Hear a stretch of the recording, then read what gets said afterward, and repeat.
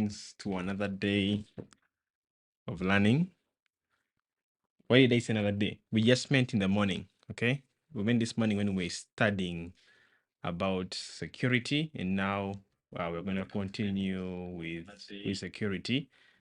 And this time it's going to be OAuth2 with password and hashing, BRR with JWT, just wrapping up security. But now this is the real thing, okay? Because what we studied in the morning is just can I call it the first steps, okay, to giving us what exactly it's all about. But we now understand so many things, okay? What I said in the previous stream, I told you that it combined so many concepts, okay? Path operation functions, path decorators, dependencies, typings, using utilities, accessing information in the database, a lot. Some of them I can't even speak them off the top of my mind, okay? But basically, if you look at this, okay, if I scroll up, all this was covered, okay? Parameters, the body fields, cookies, forms, extra models, and slight techniques, okay? So right now we are finishing up with security. So if you're watching this now and you've missed up anything concerning security, you can watch all this or go back in step. What I can tell you actually, if you only watch the videos on security, you'll not understand much, okay? You'll actually get frustrated. So the best thing would to watch the streams that we have had, and the videos are on this channel. Just go to the live tab and you'll see all of them, okay? So I'll go to security, okay, and continue. Okay, so they're saying now that we have all the security flow, and the security flow I've been studying is called secure password flow. And with password flow, we've been trying to implement OAuth2, which is a security scheme, okay? One of the security schemes of the Open API standard. So let's continue. They're saying now that we have all the security flow, let's make the application actually secure using JWT tokens and secure password hashing. The code is something you can actually use in your application. Save the password hashes in your database, etc. So isn't it exciting that it is something we can actually use in our application? Okay, that's a win for us. So they're saying we are going to start from where we left in the previous chapter and increment it. Okay, so about JWT, again, if you're like me who has studied or who has been a backend developer for a long time, okay, and teaching backend development to so many people, you know what JWT is, okay? You know the concept of JWTs, but I'm learning how to do it with FastAPI. Of course, you know that the concept is the same everywhere, but right now what I'm doing is learning the same but using FastAPI. So I'll read, go on. They're saying JWT means JSON Web Tokens. It's a standard to codify a JSON object in a long, dense string without spaces. It looks like this. A standard to codify a JSON object in a long, dense string without spaces. It looks like this. So you see one part of a string, then a period, okay? Another part of the string, if I can scroll properly, right from here, it's longer than the first one, okay? A period, then again another part of the string until the end. So I'll go on. They're saying it is not encrypted, so anyone could recover the information from the contents. So anybody can reverse engineer the contents of this and get it. They're saying, but it's signed. When you receive a token that you emitted, you can verify that you emitted it, okay? That way, you can create a token with an expiration of, let's say, 1 week. And then when the user comes back the next day with the token, you know that the user is still logged in to your system. Why? Because the token has not expired. So you're saying after a week, the token will be expired and the user will not be authorized and will have to sign in again to get a new token. And if the user or a third party tried to modify the token to change the expiration, you would be able to discover it because the signatures would not match. Okay, so that's the purpose of it being signed. Okay, because if someone changes the expiration or changes anything on this token, immediately it fails. Why? Because the signatures would not match. Okay, so when they say 1 week, simple an example. Again, if you've been doing backend development like me for a long time, you know that 1 week is just an example. It could be hours, okay, it could be days, okay, so depending on your needs. Okay, so they're saying if you want to play with JWTs, if you want to play with JWT tokens and see how they work, check JWT.io, but I won't go there now. Okay, so they're saying the first step is that we need to install PyJWT to generate and verify the JWT tokens in Python. Make sure you create a virtual environment, activate it, and install PyJWT. Okay, so they're saying if you're planning to use digital signature algorithms like RSA, ECDSA, you should install the cryptography library dependency, PyJWT crypto. You can read more about it in the PyJWT installation docs. So if you go to those docs, okay, if you go to the docs, let's see what they have here. I can simply do this, okay, pip install PyJWT. So if I go to my terminal, you'll find that I already have a virtual environment called base, okay, and I can now install.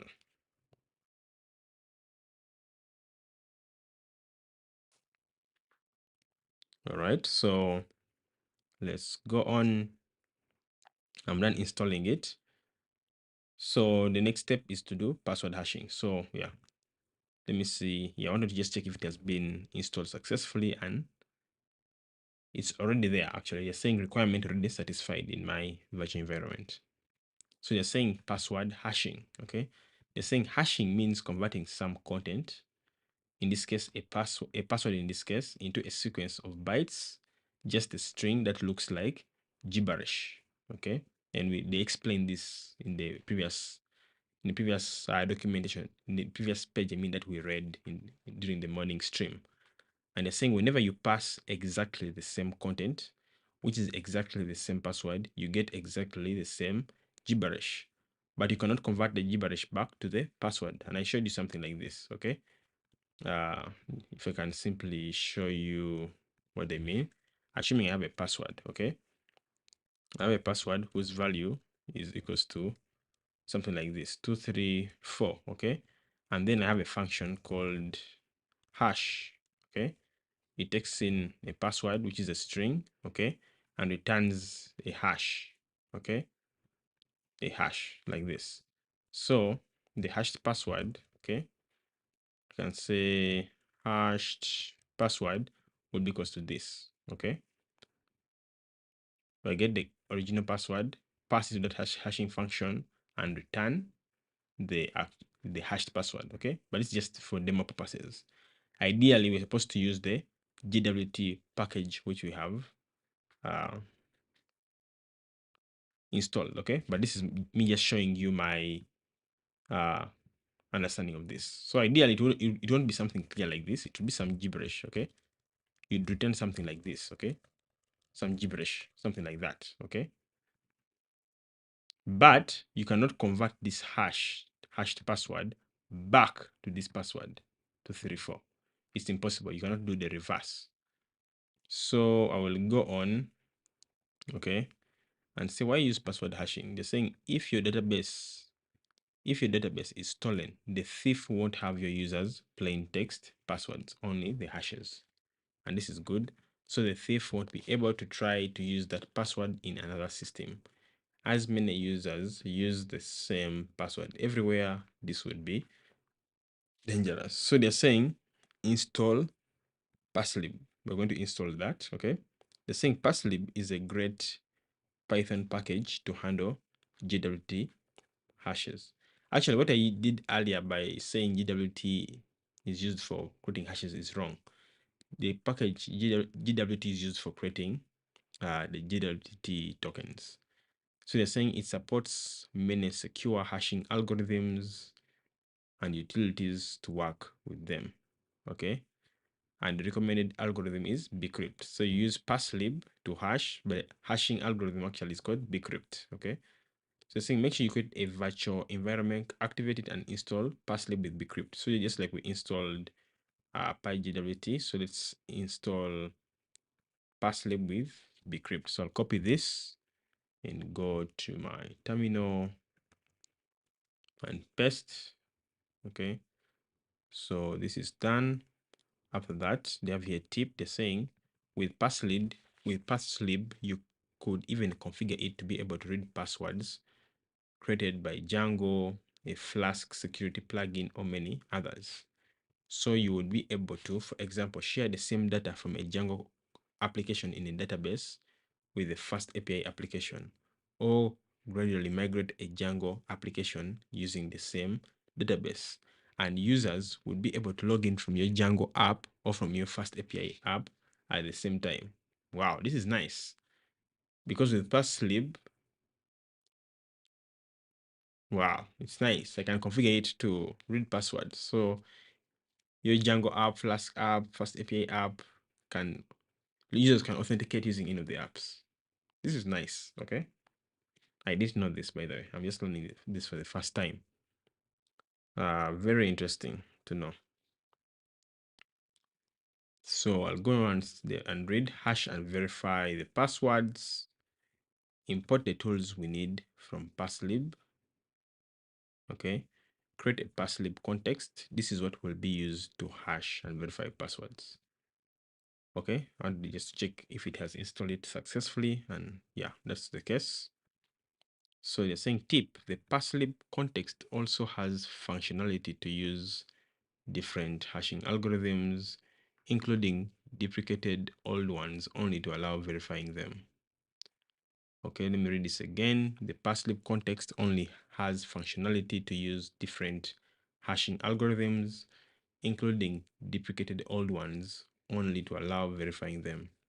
For example, you could use it to read and verify passwords generated by another system like Django, but hash any new passwords with a different algorithm like bcrypt. So I want to read this again.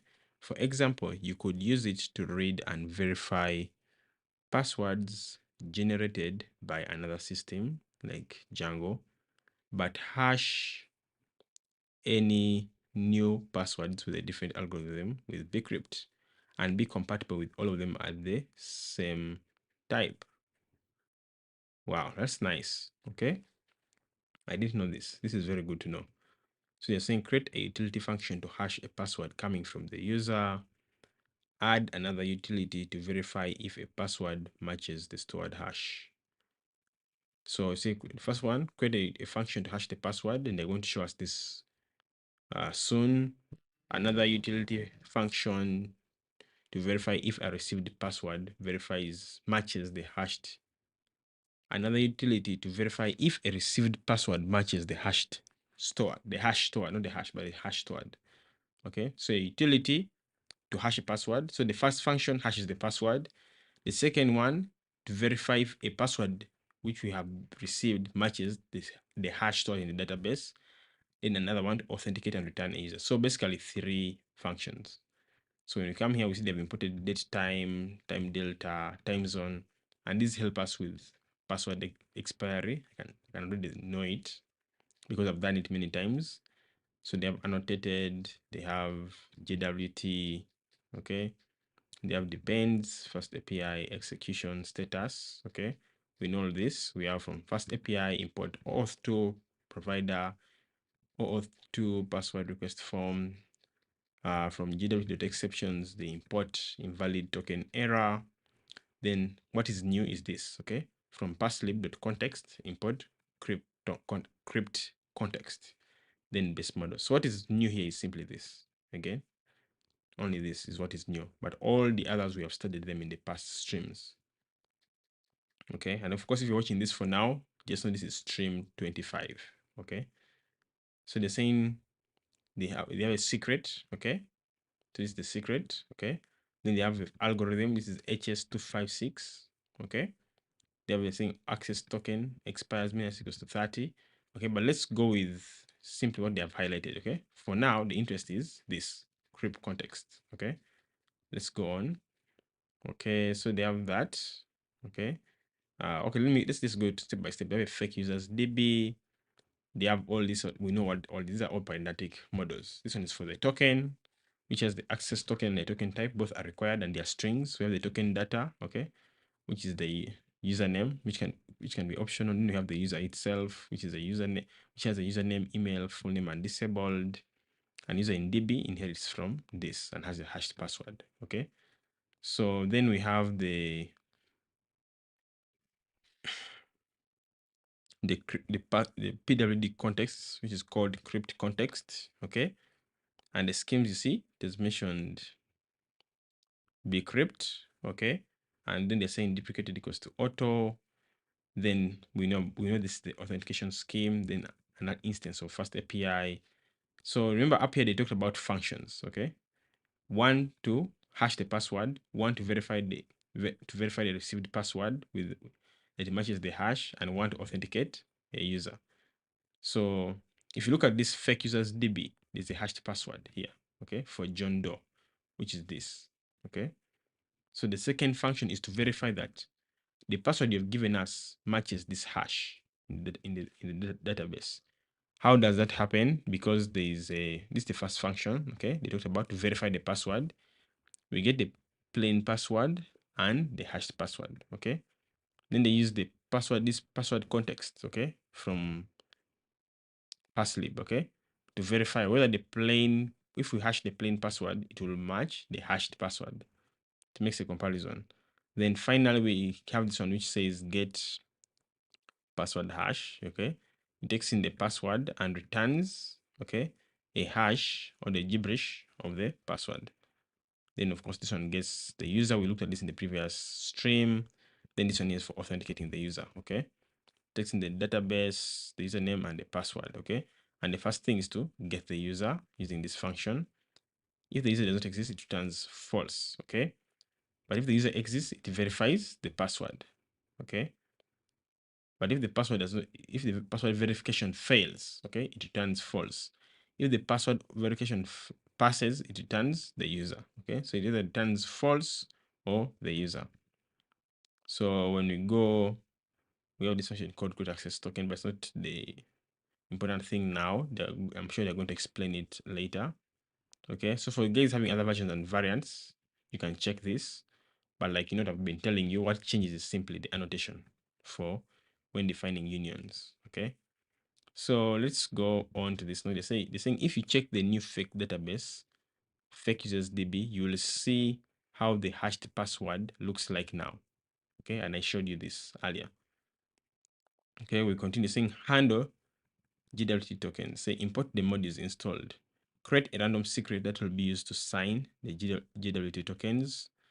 To generate a random secret key, use the command this.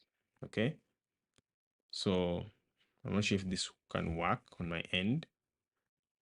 If I have open SSL, if I do that, come on, this is wrong.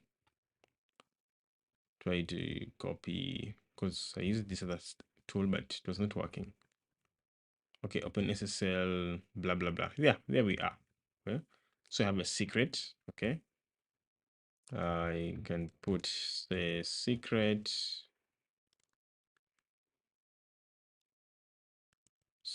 key equals to that.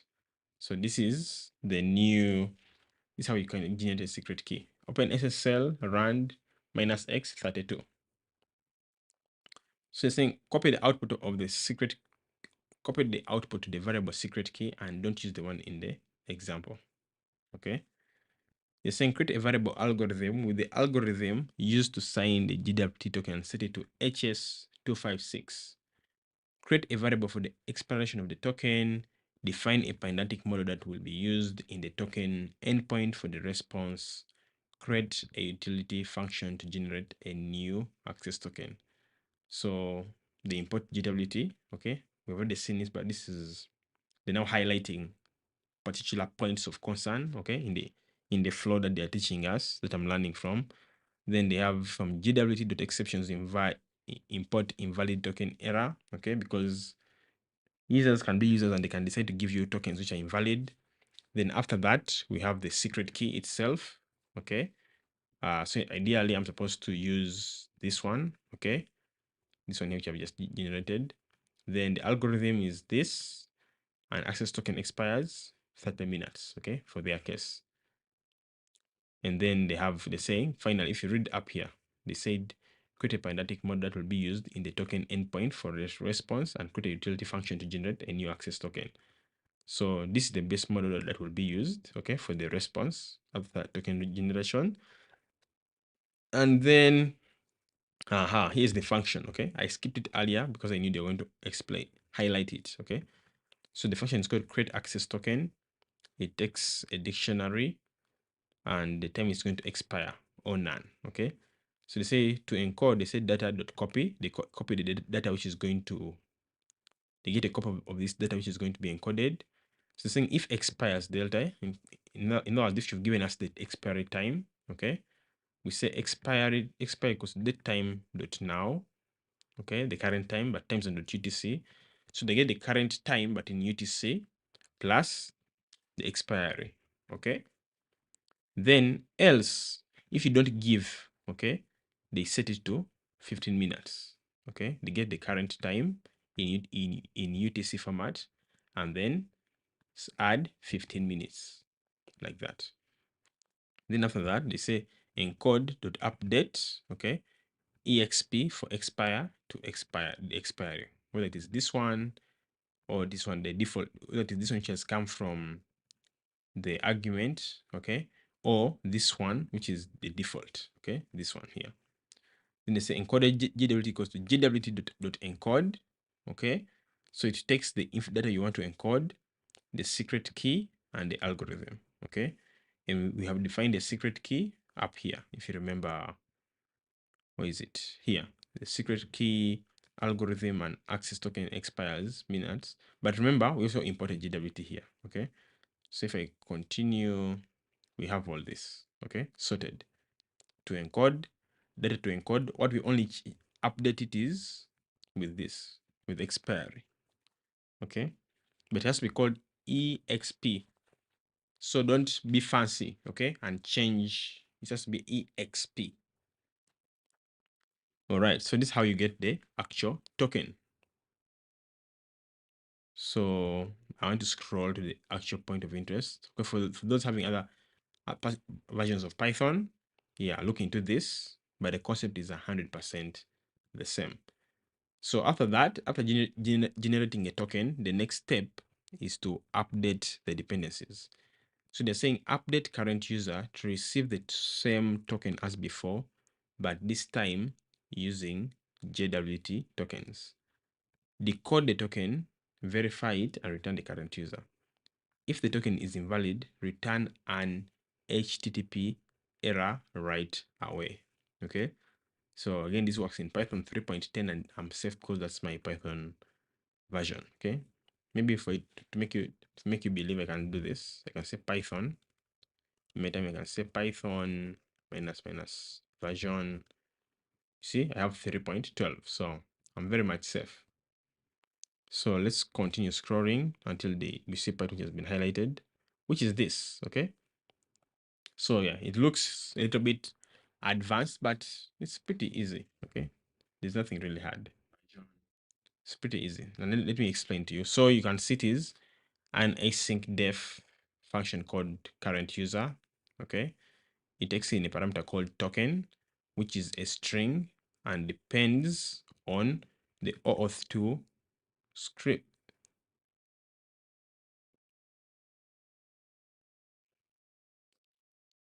Harold Pepete asking a question.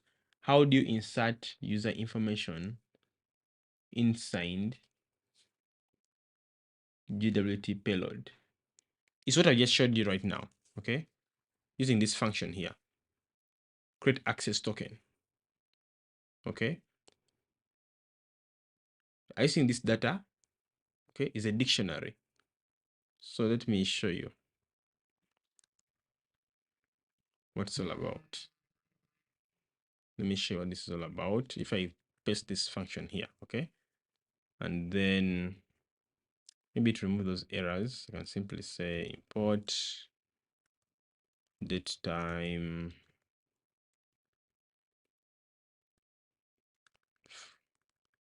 say from date time, import date time, time zone, time delta. Okay, having all that, then maybe import when I need to import JWT.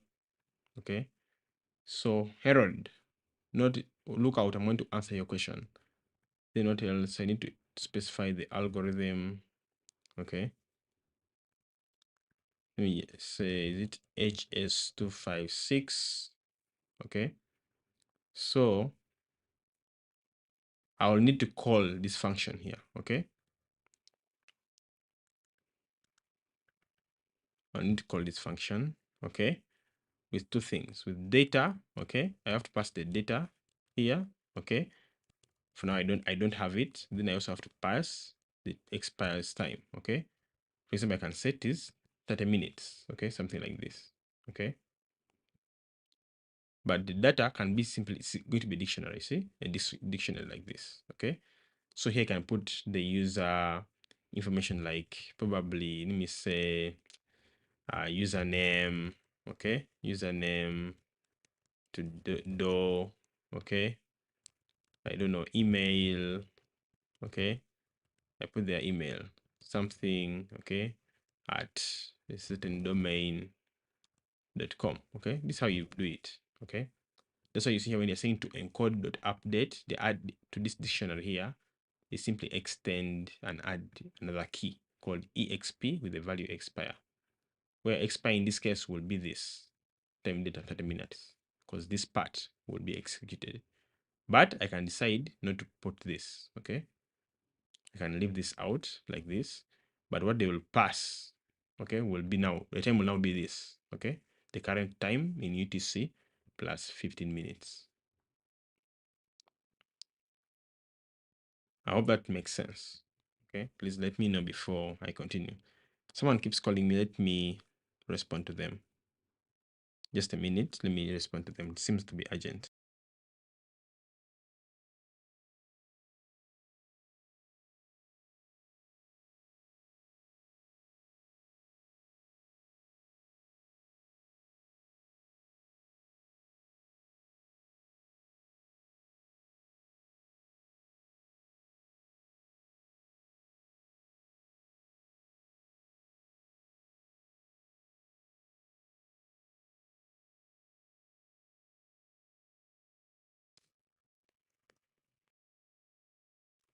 All right, I've responded to the past one. Let's continue.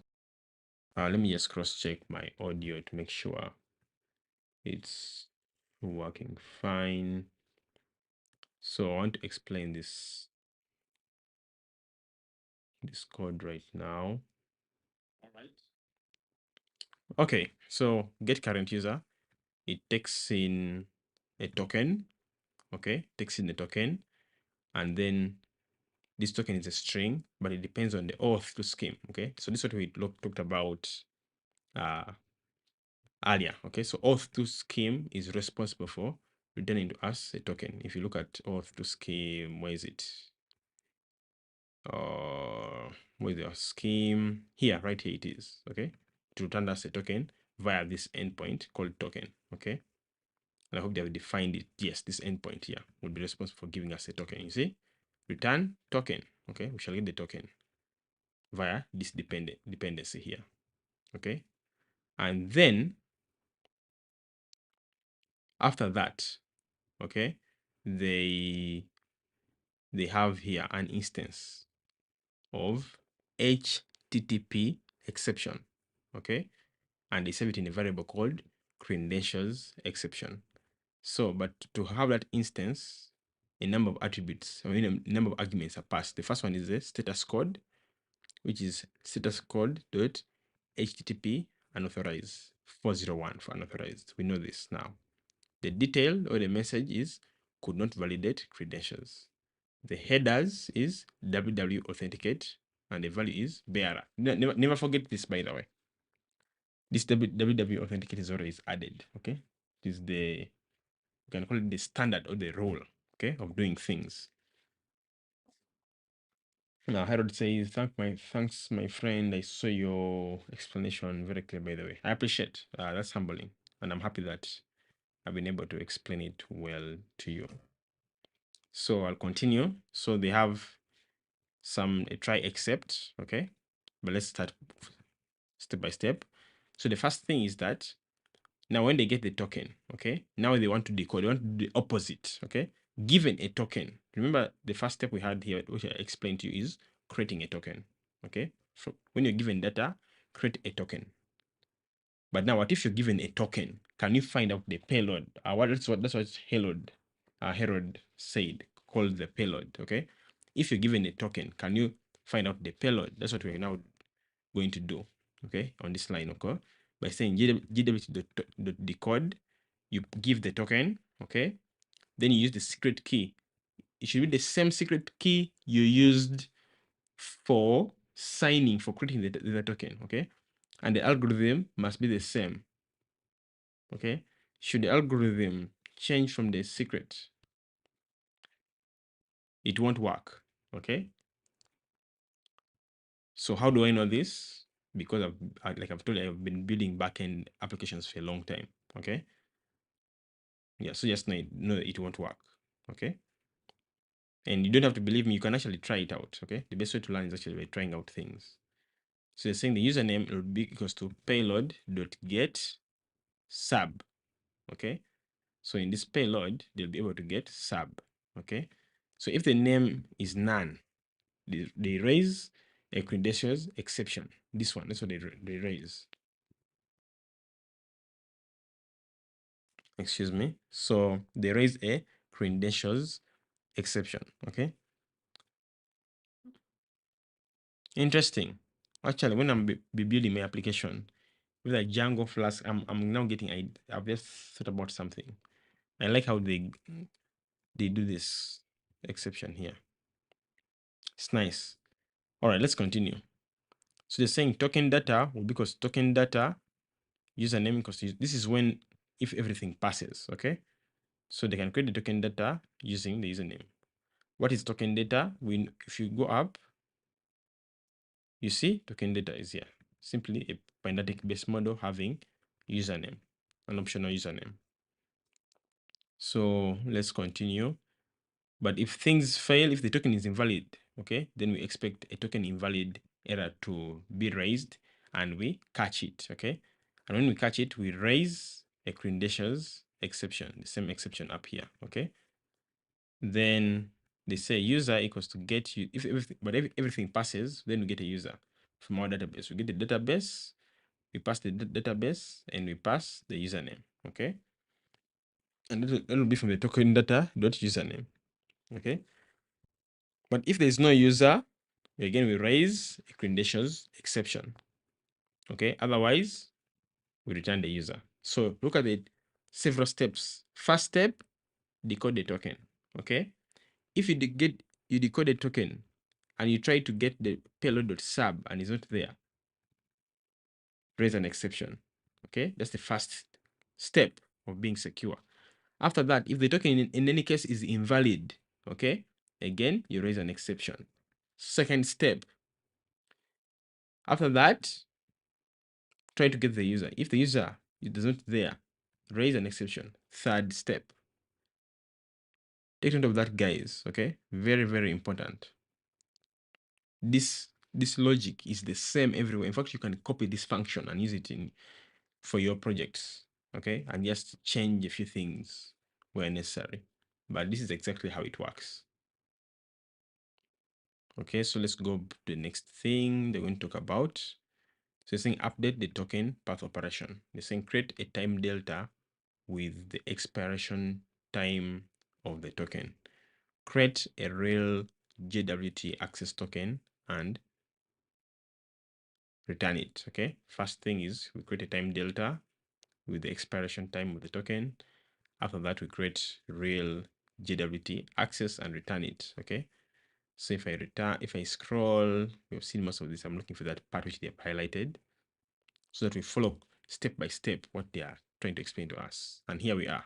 Okay. I don't know if you guys have realized what we studied in the past 3 to 4 streams is packed with all the concepts we've been learning. Okay. In the past many streams. All. And it's making really okay. So Harold is asking a question. Will invalid token error be triggered if the JWT token has expired? Let's go back to that code. So we see, okay. Ideally, right. Okay. So we see that the only two types of exceptions which are being called here. Okay. We have the invalid token error, okay, and the raise credentials exception. Okay.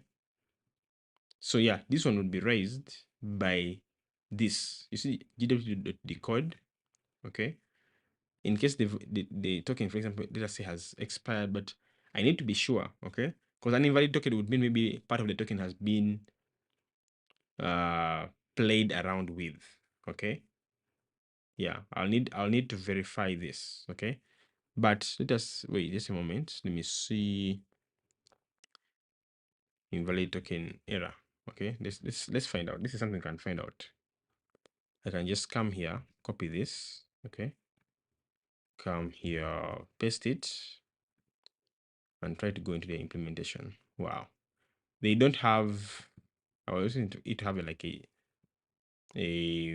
what is it called? A doc string, okay, but that's okay. So what I'm going to do, I can do this, okay. Let me first scroll to where I was. Okay, this is something we can Google, okay. Say pi JWT. Okay, pi JWT. I want to find out usage example. I want to find out where they have me control F invalid token. Why don't they have it here? Okay.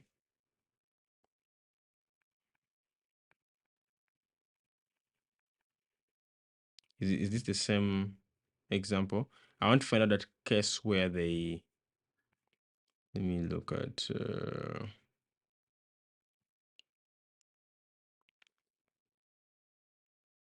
well, let me look at their usage examples, okay. I want to see if they like, let me expand this so that you can also see it. If they have it anywhere here, okay, because that's the best thing to do.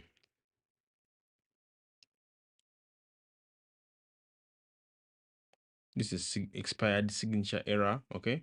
Herald, I think what is expired, we can handle it like this, okay. Expired signature error. I think it's the best way. For the other one, I think what they refer to here, okay, for invalid is when maybe like the format of your token has been malformed, okay. But I need to be sure, okay. But ideally, in this case, if I was building an application and I'm not sure about the other one, I would include this one here. JWT.expired signature error. Okay, let us see the decode. Wait, just a moment. Just a moment. Okay, let's continue. So there's invalid issue error. Okay, I will probably override these and create my own. So I'm trying to look for this invalid audience. I guess we have enough reading to do. Okay. Another way is simply to Google it. Okay. JWT pi JWT invalid token error. Okay. So this takes us to their reference. Okay. Look at Stack Overflow, guys. It feels so good to Google something and then the second result is from Stack Overflow. Okay. Actually, I'm going to go here. I won't open this. I don't think I need to open this, but of course we can. Okay. If I search this with invalid, here it is. This is what I wanted. So Herod, look at this. In the exceptions, they have a class. They say class JWT.exceptions.invalid token error. A base exception when the code fails on a token. Okay. So this one is simply when it fails to decode a token. In any case, let me see. Invalid signature error raised when a token signature doesn't match the one provided as part of the token. The one you're interested in is this one. So invalid token error is not triggered if the JWT is expired. Why? The one which is triggered when the JWT is expired is this one here. Expired signature error says raised when a token's EXP claim indicates it has expired. Remember the EXP that was set? Let me come back here. I don't know if you guys remember EXP. This one here, okay? When we updated it to encode.update EXP to the expiry time. So Harold, I hope that makes sense. Yeah. You asked a very good question actually. It has made me to research more, okay? To come to the API reference, and it's interesting that even Googling it got me what I wanted faster than going to the documentation.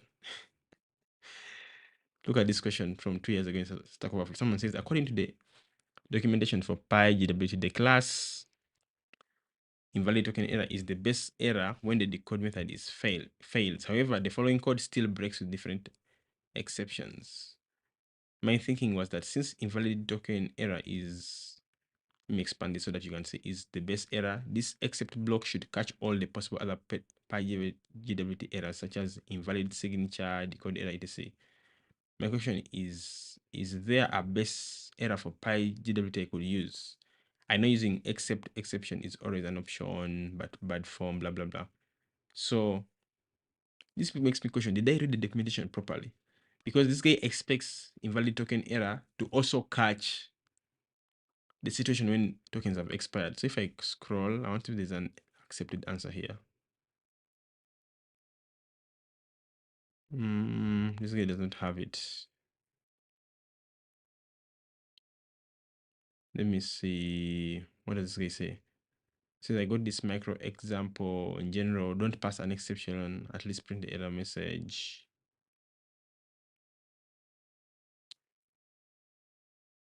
Wait.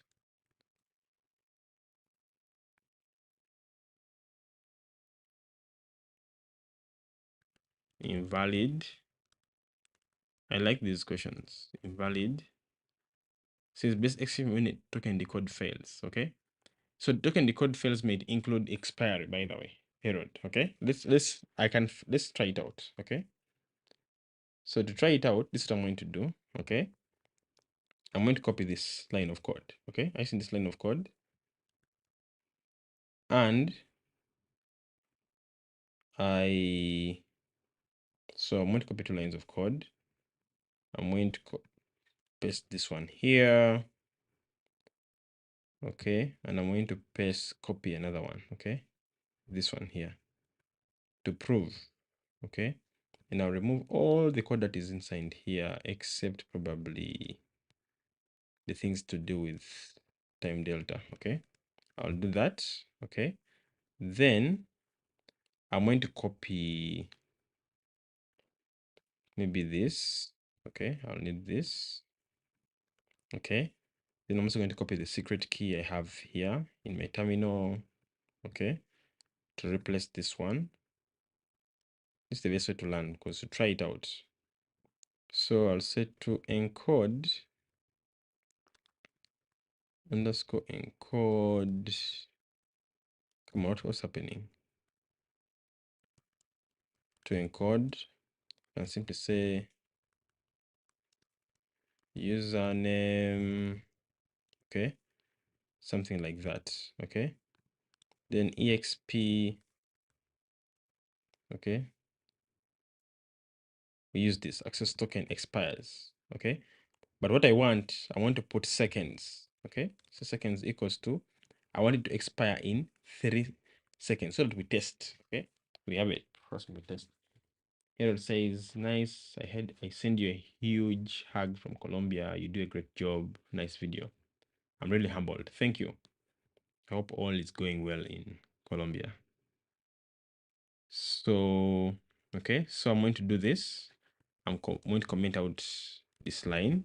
Okay, like that. Okay, then I'm going to print encoded JWT. Okay, so ideally, in fact, let me put this one to expire after 1 second. Okay, so this token should expire after 1 second, then we try to decode it. Okay, so I say Python main.py. So you see, here's the token. Okay, so let us try to decode it. Okay, come that, do that. Simply say token. Okay, ideally we could even use the same variable. Okay, but maybe Python might execute faster than a second. Okay, so that is the string, that's the token. Okay, so let's try now to decode it. Okay, I can comment out this, run the same script. You see, expired signature is what is raised, guys. Okay, but now we have to prove something. Okay, we have to prove excuse me, there's something I need to prove. Where is it? Come on, where are you? Where are we decoding? Yes, I want to improve this invalid token error. Okay, so I'll come here and I say try. Okay, put this. Okay, and we accept invalid token error as error E. Okay, and then simply print E to see. Okay, so we need to import that token error. How to import it? I need to go up here and copy this. Okay, come back here, paste. Okay, so time to prove whether invalid token error will capture this expired signature, because the token has already expired. You see, signature has expired. So invalid token error is treated as the base class. You should remember what they told us here. And forgive me, I didn't interpret it well. They say base exception when the code fails on a token. Base exception meaning it handles all. Okay. Yeah. So there we are. So Herod, the answer is yes. And thankful for your question. I've also learned something, by the way. So I appreciate you for asking that question. I have learned. Thank you, Herod, for asking. And enjoy your time in Colombia. So let's go ahead. Nice to know that people from Colombia are following and enjoying this. Okay, so finally, let's now discuss the last piece, which is this. Okay, so this is the final path operation function, which is used, remember, by the OAuth2 scheme. So that everything actually requires this. This is the beginning point. So you see that the first step, like we saw earlier, is that we need an OAuth2 password request form. And if we have depends here, FastAPI will be smart enough to know that this is the type for form data, but also it is the dependency. Okay, so we need a form, because according to OAuth2 scheme, it needs form data, not JSON. Form data with at least a username and password. Okay, other things like client ID, whatever, can be part of it. Okay, and it returns a token. Remember this syntax? This is another concept we learned in a live stream way back in the past. Says user equals to authenticate user. Takes in the database, the form data.username, form data.password. Remember, authenticate user is up here. This one here. Gets the user from the database. Okay, performs verifications on the user, whether the user exists and whether the password is correct, and then returns the user. Okay. A very common flow. This is what they call the password flow. Okay. After that, if the user doesn't exist, there is exception. Okay. Otherwise, if things are okay, they say create an access token. Say token access token expires. Oh my god, I want to bite my tongue at this point. They're saying access token expires equals to time delta. Okay. And the minutes equals to access token expires minutes. So this is simply the time the access token is going to expire in terms of minutes. Then say access token equals to create access token, the function we used for creating access token. This one here, which I explained earlier. Okay. So after they've created the access token, they return the token. Okay. And remember the token, this token is simply a data class up here with an access token and a token type. Both are strings and they are required. As simple as that. And there we are. Okay.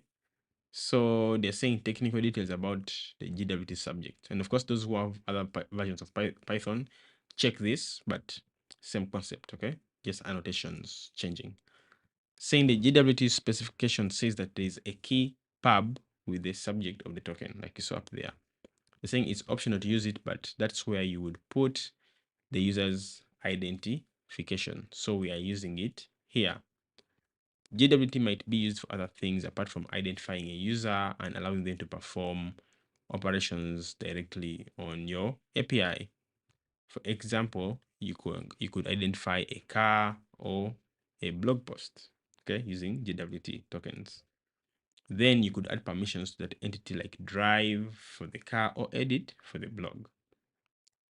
And saying, and then you could give that JWT token to a user or a bot, and they could use it to perform actions like drive the car or edit the blog post without even needing to have an account. Just with the JWT token, your API generated for that. So I think now you're getting an idea how bots are created and how they work. Okay, using that token, they can do things on your application. So you're saying using these ideas, JWT can be used for way more sophisticated scenarios. Yeah, English is becoming hard. But let's go on. You're saying in those cases, several of those entities could have the same ID. Let's say foo, a user foo, a car foo, a blog post foo. To avoid ID collisions, when creating the JWT token for the user, you could prefix the value of the sub key, e.g. with username.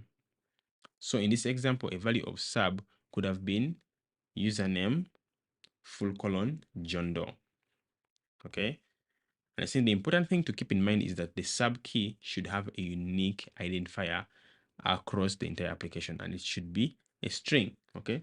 So if usernames are unique in your application, use the username as the sub key. Okay. If something else you can use, if you're using like, for example, UUID, I could probably use a UUID. Okay. For as the unique identifier. Then you're saying check it. They're saying run the server and go to this. You'll see the user interface like this. So let me copy. Where's this copy button? And if you forgot that sub, I'll show it to you. This one here. Okay. So payload.get sub. That's where they put the identifier, the username.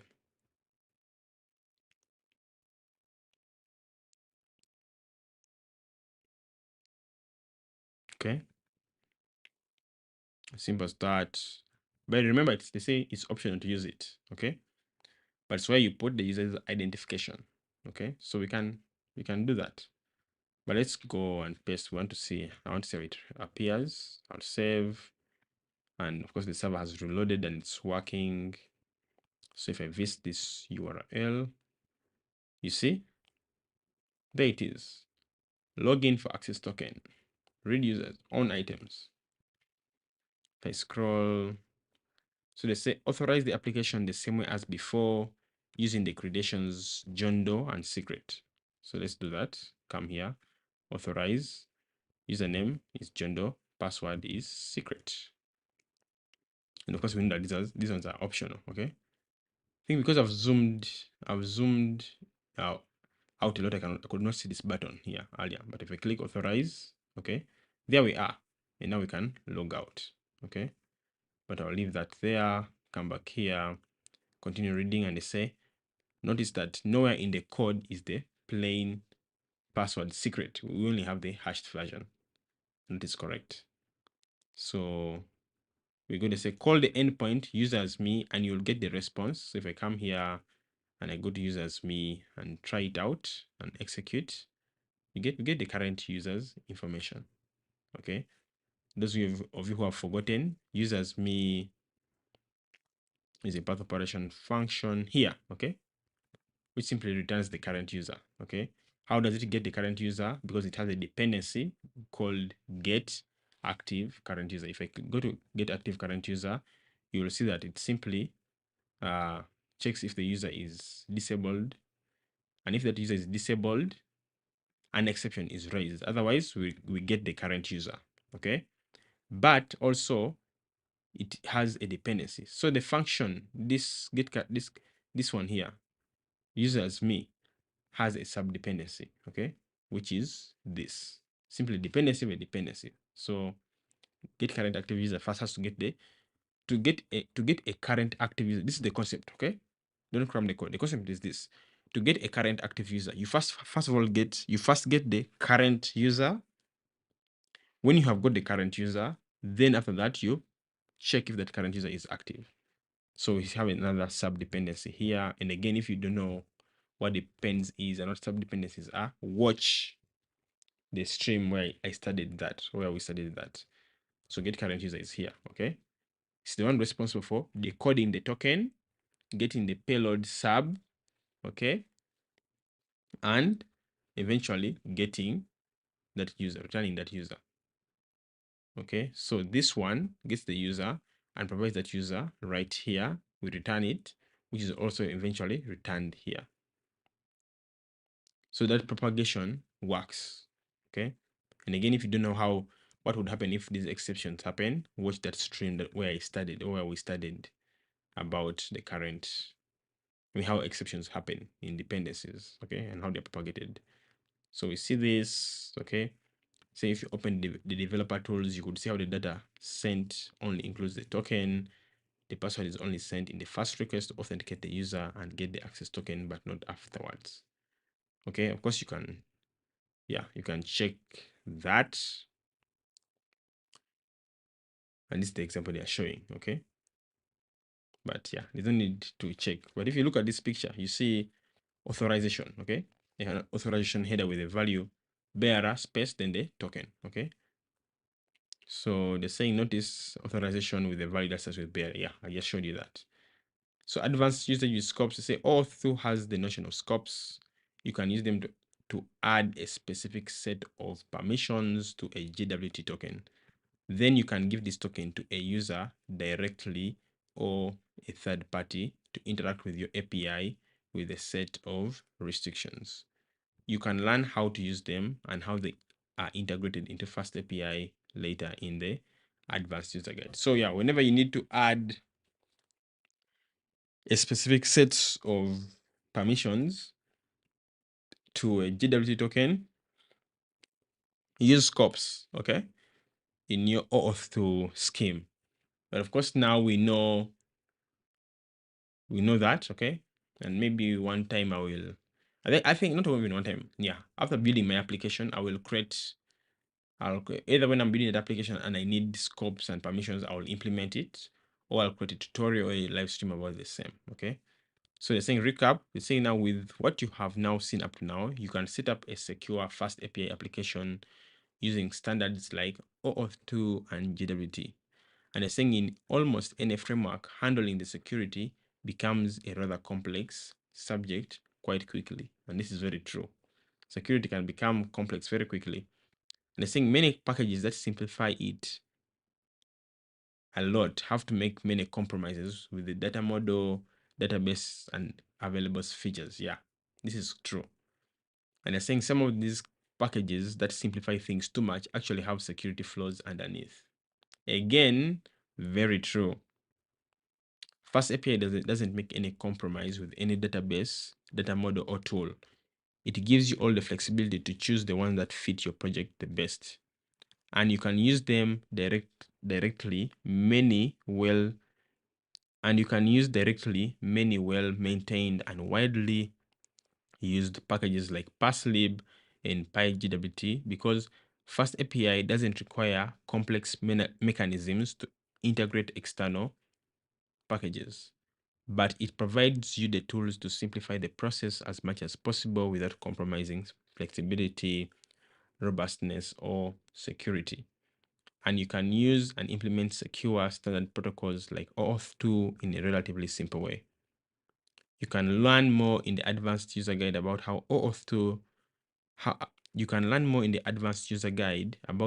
to use OAuth2 scopes for a more fine-grained permission system. Following these same standards, OAuth2 with scopes is the mechanism used by big authentication providers like Facebook, Google, GitHub, Microsoft, Twitter, etc. to authorize third-party applications to interact with the APIs on behalf of their users. Okay, I think they forgot to rename Twitter to X, but you get the point. Okay, so yeah, I've learned a lot. Okay, of course, I've had a lot of experience working with this, with JWTs, but how to do it in FastAPI has really blown me off. Maybe blown me off is exaggerating it, but I'm impressed, okay, with how it has been, how the whole idea is, okay, how the whole flow is. In that, yeah, we're learning something that popular tools and companies use, okay? So in the next stream, I'll be studying about middleware. Isn't it interesting how far we have come? Okay, now I'm moving on to middleware. And before you know it, I'll be here at the bottom. Baby steps, one step at a time. So thank you all for learning with me. Thank you, Harold, for being an active participant on this stream. See you on Monday in the next stream.